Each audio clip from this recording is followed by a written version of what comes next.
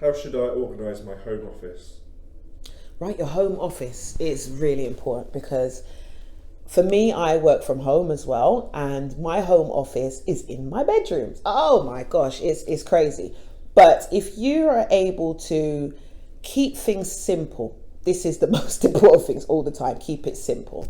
Make sure you have your paperwork, your stationery sectioned off. You're able to have a clear desk. It's all about keeping things out of the way. So if you've got drawers, use them. Utilize the space that you have.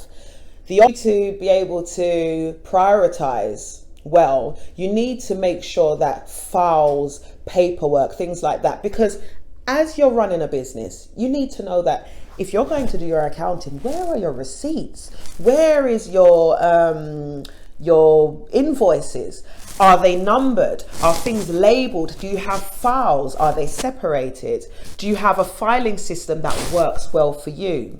And when I mean works well for you, how easy is it for you to file something? Does it take you 10 minutes to find where it needs to go? Or is it just simply open it up, put it in, there you go, I've finished? Do things as soon as you get them. Don't put your paperwork down or your receipts down. Put it straight into its home. That way you're able to find what you need when you need it.